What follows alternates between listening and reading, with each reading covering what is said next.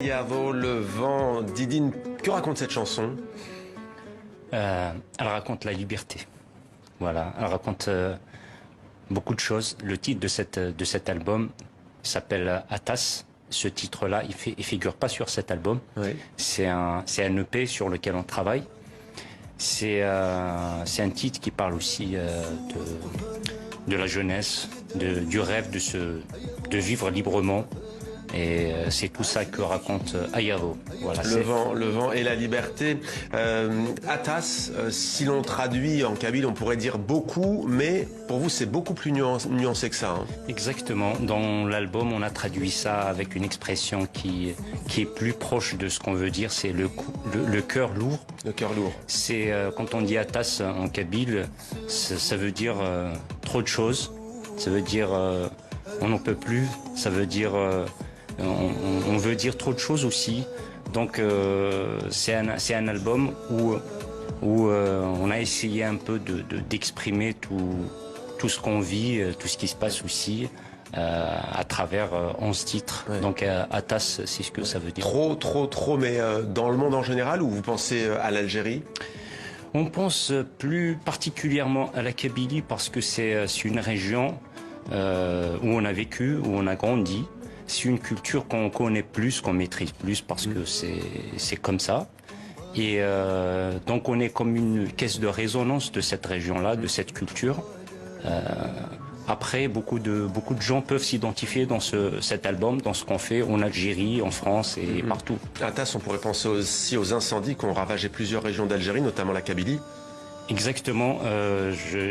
J'ai pas salué les gens au début, donc je profite de l'occasion pour dire Azoul et bonjour à tous les amis qui nous regardent. Ce qui s'est passé en Kabylie, c'est sans précédent. C'est des incendies, des feux pendant une semaine qui ont ravagé toute la région kabyle.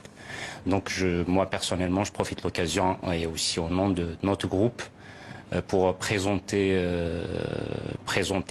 notre douleur de ce qu'on a vu pendant cette période. Et on pense aux familles des victimes, on pense à tous ces gens-là qui ont souffert.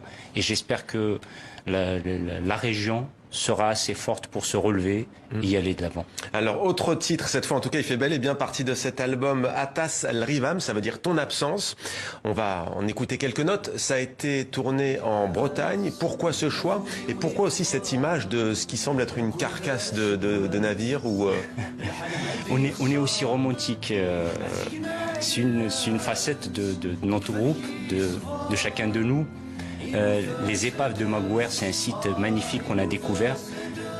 Quand on a fait notre premier clip, Yemes Borariv, on a essayé de faire découvrir aussi aux gens à travers ce clip quelques paysages magnifiques de cette région de France, de la Bretagne.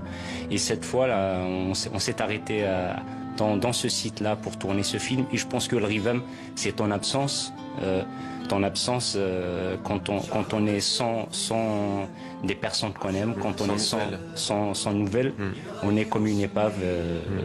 Alors vous serez bientôt en concert, vous avez beaucoup misé sur les réseaux sociaux pour ne pas couper le cordon avec vos fans, je le disais, des deux côtés de la Méditerranée. 28 novembre au Cabaret Sauvage, rendez-vous événement. On imagine que vous en rêviez de revenir sur scène. Ça nous manque beaucoup, on a souffert comme tous les artistes de cette période de Covid. Et on est très content de reprendre parce que le public il fait partie du travail qu'on fait. Mzik, c'est comme j'ai dit, c'est toujours un artiste et un public. Donc on reprend, on fait un concert de sortie de l'album le 28 novembre au Cabaret Sauvage. Et ça sera l'occasion de découvrir l'album et de retrouver le public, les gens qu'on aime. Merci beaucoup Didine Hamzi. Donc comme jadis, c'est déjà dans les bacs. Merci d'avoir été notre invité. Merci à vous. Voilà. Merci.